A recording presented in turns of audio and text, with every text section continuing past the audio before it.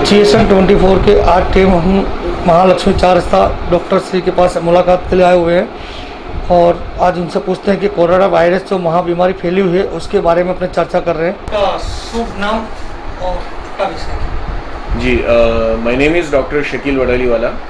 मैं बच्चों का स्पेशलिस्ट हूँ। I am paediatrician and I am also fellow of neonatology and बच्चों के इंटेंसिव जो डिजीज़ रहते हैं उसका स्पेशलिस्ट हूँ। सर डॉक्टर साहब आप काफ़ी कितने टाइम से इस फील्ड में हो? Around 13 years I have been taking care of the patients and I am a paediatrician. पिछले 6 से 7 सालों से मैं रेगुलरली बच्चे ट्रीट कर रहा हूँ। डॉक्टर साहब ये जो आपको पता है पूरे भारत देश के अंदर कोरोना वायरस फैला हुआ है, काफ़ी लोग उससे हैरान मस्त हो चुके हैं। तो हम आपसे क्वेश्चन करते हैं कोरोना क्या है और उसका इतिहास का उसकी वजूद क्या है? कोरोना वायरस जो है वो काफ़ी गंभीर महामारी है और वो सिर्फ भारत देश में नहीं पूरे विश्व के अंदर अभी इंटरनेशनल क्राइसिस के तरीके से उभर रहा है। इतिहास के अंदर कोरोना वायरस का पहला केस 1965 में पाया गया था। तब से वायरस धीरे धीरे फैल रहा है।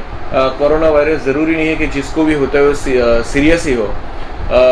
एक वायरस के तौर पर है जो रेस्पिरेटरी इन्फेक्शन और एक दूसरे को छूने से कांटेक्ट से फैलता है। इस पेंडेमिक का जो कोरोना वायरस है उसकी शुरुआत चीन में वुहान शहर में हुई थी। वहाँ से फैलते हुए ड्यू टू इंटरनेशनल ट्रैवलिंग और आजकल जो एयर ट्रैवलिंग इतना बढ़ा हुआ है वहाँ से फैलते हुए अमेरिका, यूरोप और यूरोप से फैलते हुए इंडिया तक कोरोना आ चुका है। कोरोना के सर लक्षण क्या है और उसको कैसे पता चलता है? कोरोना वायरस जैसे कि मैंने पहले बताया रेस्पिरेटरी इन्फेक्शन से और एक दूसरे को छूने से होते। मैं ये बात दोहरा इसलिए रहा हूँ कि लक्षण के अंदर ज़्यादातर 50 से 60% मरीज एसिम्टोमेटिक रहेंगे कि जो कोई लक्षण बताएंगे नहीं। अगर आपके शरीर में कोरोना का वायरस है भी तो ज़रूरी नहीं कि आप लक्षण प्रदान करेंगे। लक्षण के अंदर सर्दी खांसी होना, शरीर टूटना, गले में दुखना, अशक्ति होना शरीर में, बलगम वाली खांसी होना 3 से 4 दिन के लिए, ये कोरोना के मेन लक्षण के अंदर आएगा। किस किस के कोरोना होने के ज़्यादा उम्मीद रहती है अपने को जैसे उसका? सभी व्यक्ति, हर एज ग्रुप का व्यक्ति, छोटे से लेके बड़े तक, बूढ़े, औरतें, सभी को कोरोना वायरस हो सकता है। कोरोना वायरस का इन्फेक्शन सभी को हो सकता है।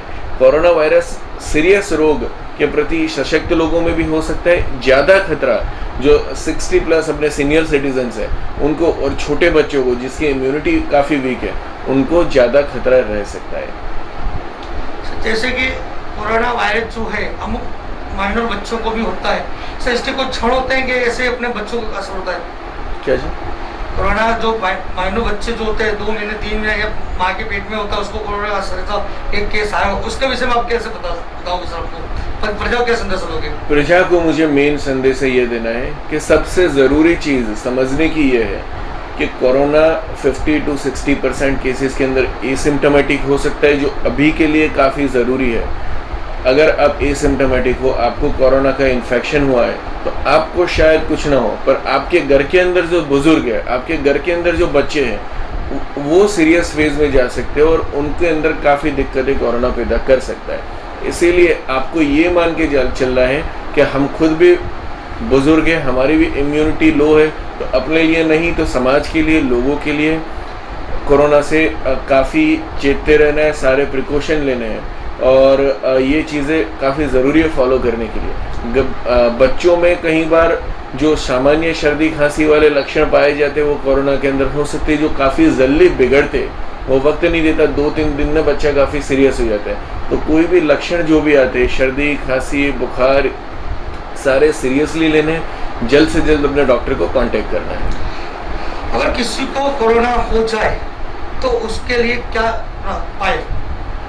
अगर कोरोना वायरस इन्फेक्शन किसी को हो जाता है तो सबसे पहले अगर आपको लग रहा है कि आप किसी कोरोना ग्रस्त मरीज के संपर्क में आए हो, नहीं तो आपके बॉडी में बताए हुए सिम्टम्स मालूम हो रहे हैं, तो आपको सबसे पहले गवर्नमेंट की कोई भी हॉस्पिटल के अंदर कांटेक्ट करना है। अभी कुछ प्राइवेट लेबोरेटरी भी है कि जो प्राइवेट टेस्टिंग ऑफर करते हैं। कुल मिला के बात है कि आपको स्वयं अपने खातिर, समाज के खातिर, ये महामारी से पूरे विश्व को बाहर आने के लिए सबसे पहले जाके अथॉरिटी से संपर्क करना है।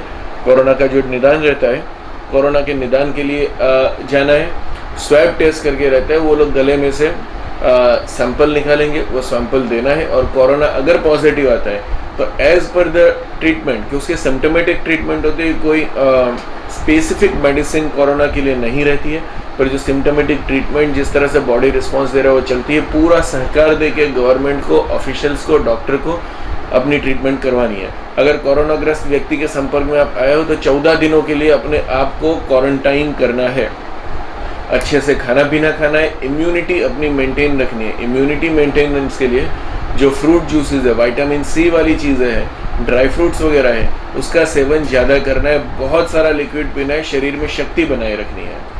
अच्छा, जो कोरोना के जो मरीज पाए जाते हैं उनको घर पे ट्रीटमेंट के लिए, उसमें ट्रीटमेंट क्या क्या उनको उपाय करना चाहिए, उसके बारे में आप क्या कहोगे? कोरोना का जो मरीज पाया जाता है, जिसको मरीज कोरोना का डिक्लेयर कर दिया है, तो उसको हॉस्पिटलाइज करके हॉस्पिटल के अंदर ट्रीटमेंट करनी है।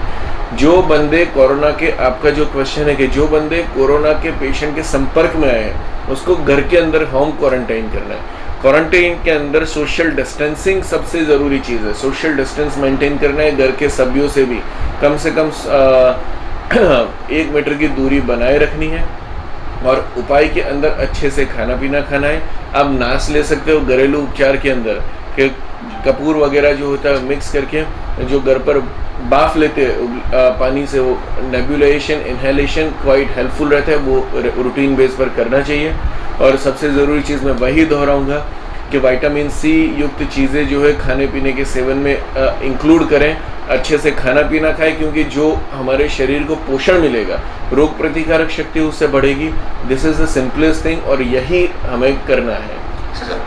ये क्वेश्चन मेरा है कि और घर के अंदर अगर कोई है, उसको घर पे क्या उपाय करना चाहिए, उसके बारे में आप क्या संदेश दोगे? घर के अंदर एक दूसरे से दूरी बना के रखनी है, घर के अंदर सोशल डिस्टेंसिंग मेंटेन रखना है, खाने पीने में अच्छे से ध्यान रखना है। मेन चीज़ कि घर के अंदर एक बंदे को अगर कोरोना है, नहीं तो कोरोना का असरग्रस्त है, तो पूरा मान के चलना है कि वहीं से आगे वो चीज़ फैलनी नहीं चाहिए। घर से बिना वजह बाहर नहीं निकलना है, जब तक कि कोई बहुत ही ज़रूरी काम ना हो तब तक बाहर नहीं जाना है। अगर कोई बंदा बाहर जा रहा है तो सिर्फ उसी को निकलना है, बाकी किसी को नहीं। जैसे कि एक बंदे को घर में ड्यूटी दे दो कि फला फला बंदा ही घर से बाहर जाएगा, तो वह एक ही बंदा रिस्पॉन्सिबिलिटी लेके बाहर जाएगा। जब भी वो घर के अंदर वापस आते हैं, हाथ पैर अच्छे से उनको धोना है, जो भी चीज़ें यूज़ करिए, कपड़े हैं, यूटेंसिल्स जो है, वो सारे के सारे 2-3 बार अच्छे से धो देने हैं। जो भी मटेरियल आप यूज़ कर रहे हो, कि जैसे कि बैग है, सब्ज़ी खरीदने गए, वो चीज़ों को भी डिस्कार्ड कर देना है आपको। सबसे ज़रूरी दूसरी एक चीज़ आपको रखना है कि आजकल जो ठेली लेके आप जा रहे हो सब्ज़ी वगैरह खरीदने के लिए, घर गृहस्थी की चीज़ों के लिए, वो एज ए कैरियर एक्ट करती है कोरोना को स्प्रेड करने के लिए। ये सारे गृहिणियों को मैं बताना चाह रहा था कि आप एक डोल वगैरह, बकेट वगैरह लेके शॉपिंग के लिए जा सकते हो, डायरेक्ट उसके अंदर चीज़ें रखिए। घर लाने के बाद उनको खाने का सोडा जो होता है, बेकिंग पाउडर अंदर डाल के पानी भर के उसको एक बार उबाल दीजिए, सारे वेजिटेबल्स को, सारे घर गृहस्थी की चीज़ों को, वो कोरोना से डिसइंफेक्ट हो जाएगा। फिर घर में यूज़ करिए। हैंड सैनिटाइज़र घर में रखना बहुत ज़रूरी है।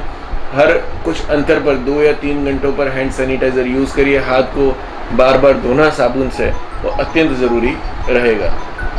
तो सर, जो महिला जो है प्रेगनेंसी होती है, उनके लिए आप क्या संदेश हो? जैसे प्रेगनेंसी है, जिसको 5 महीना 6 महीना 9 पूरे होता हो, तो उनको कभी क्या सेहत के लिए, प्रेग्नेंट महिला को, हाँ, प्रेग्नेंट महिलाओं के लिए कोरोना गंभीर हो सकता है। कोरोना कमज़ोर इम्यूनिटी के अंदर ज़्यादा जाता है। प्रेग्नेंट महिलाओं के शरीर के अंदर calorie requirement, nutrition requirement extra होनी चाहिए। सारी प्रेग्नेंट महिलाओं को दिन में दूध का सेवन 3 से 4 बार करना चाहिए। खाने पीने में प्रोटीन युक्त और कैलोरी युक्त खाना खाना चाहिए। अगर वो इंक्लूड कर सकते हैं तो अंडे का सेवन करना काफ़ी ज़रूरी है। नहीं करते तो प्रोटीन युक्त डाइट, जैसे कि कठोल है, मग है, मठ है, उन सब का सेवन काफ़ी ज़्यादा करिए। ग्रीन वेजिटेबल्स, लीफी वेजिटेबल्स का सेवन ज़्यादा करिए। कोई भी कोरोनाग्रस्त मरीज से बहुत दूर रखिए। घर में से बाहर नहीं निकलना है। अपना रेगुलर चेकअप जो भी नज़दीक के क्लिनिक पर रूटीन में करवाते रहना है। वैक्सीनेशन प्रॉपर लेना है। आयरन और फॉलिक एसिड के टैबलेट्स जो आते हैं वो रूटीन डोज में बिना भूले लेने रहना है। सर और आप भारत देश के प्रजा को, देशवासियों को आप क्या संदेशा देना चाहते हो? मैं देशवासियों को पहले एक संदेश ये देना चाहूँगा कि कोरोना महामारी नेशनल संकट है, उसी में हम सबको साथ मिल के निकलना है। उसका इकोनॉमिकल बर्डन भी लोगों पर बहुत ज़्यादा है। मैं एक चीज़ स्ट्रेस करना चाहूँगा कि लॉकडाउन है, उससे इकोनॉमी काफ़ी टूटती है, इसलिए लॉकडाउन जितना कम ड्यूरेशन का रहेगा वो हम सबके हित में है। और लॉकडाउन कम से कम ड्यूरेशन का तब रहेगा कि जबकि उसका बहुत ही सख्ती से पालन किया जाए। लॉकडाउन को कर्फ्यू मान के चलिए, ये अपनी नीति जवाबदारी है सभी भारतीय लोगों की कि जब कोई प्रशासन का व्यक्ति हाजिर नहीं भी होगे, जो मैं आजकल देख रहा हूँ कि सोसाइटी के बंद दरवाज़ों के अंदर लोग जो मिल के बैठते, वो भी प्लीज़ बंद करिए। अपनी निजी जिम्मेदारी समझ के घरों के अंदर, रूमों के अंदर भी डिस्टेंस बना के रखिए। बिना वजह किसी से मिलना जुलना टालिए, अच्छे से खाना पीना रखिए, अच्छे से खाना पीना रखिए और दूरी काफ़ी एक दूसरे से सोशल डिस्टेंसिंग बना के रखिए। प्रशासन का पूरा सहकार दीजिए। एक चीज़ मैं स्ट्रेस करना चाहूँगा कि कोरोना कोई भी व्यक्ति, कोई भी प्रोफेशन, कोई भी रिलीजन देख के इन्फेक्शन नहीं लगना है, शांति बनाए रखनी है, सबको भाईचारे से मिल के कोरोना का सभी को सामना करना है।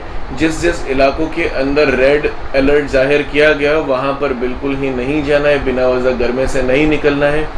और जब जब भी कोरोना एसिम्टोमेटिक व्यक्ति को बताया जाता है कि जिसको को सिम्टम्स नहीं है और गवर्नमेंट बोलती है कि भाई कोरोना है, आइसोलेट करना, तब तक कई बार प्रजा की तरह से भी सख्ती बरती जाती है कि हमको सिम्टम्स नहीं है तो हमको क्यों आइसोलेट किया जा रहा है। ये समझिए कि बहुत ही ज़्यादा आपके हित में है। एक बंदा कि जिसको कोरोना के सिम्टम्स नहीं है, वो बंदा काफ़ी बच्चों और बुजुर्गों के संपर्क में आके उनको कोरोना ग्रस्त कर सकेगा। शायद कोरोना से आपको नुकसान ना हो, समाज को बहुत नुकसान होगा, आपके घर के जो बुजुर्ग लोग हैं उनको काफ़ी नुकसान हो सकता है। तो इसलिए उनके लिए करके भी जब आपको लगे कि कोरोना की संभावना है, जाके टेस्टिंग करवाइए। कोरोना पॉजिटिव आता है, अपने आप को हॉस्पिटल में दाखिल करिए, 14 दिन के लिए क्वारंटाइन करिए। ये सारी चीज़ों का बहुत ही अच्छे से पालन करिए। दूसरी चीज़ लोगों को ये मैं बताना चाहूँगा कि अगर कोरोना हो जाता है, डरने की ज़रूरत नहीं है। 70 to 80% लोग कोरोना ग्रस्त जो है वो रिकवर हो जाने हैं। पैनिक नहीं होना है, अफवाहों से बहुत ही दूर रहना है। व्हाट्सएप के मैसेजेस से ज़्यादा गवर्नमेंट और प्रशासन की सूचना ऊपर ध्यान देना है। कोरोना एक महामारी है जो दुनिया में आती जाती रहती है। दुनिया जो हमारी दुनिया है हर 100 ईयर्स पर सारे पैंडेमिक से लड़ी है और हम लोग कोरोना से भी उभर के बाहर आएंगे, बहुत ही ज़्यादा स्ट्रॉन्गर और बहुत ही अच्छी तरीके से बाहर आएंगे। शांति बनाए रखिए और लॉकडाउन जल्द से जल्द ख़त्म करने के लिए लॉकडाउन का बहुत ही सख्ती से पालन करिए। बहुत जितना सख्ती से लॉकडाउन का पालन होगा उतना जल्दी लॉकडाउन फिनिश होगा।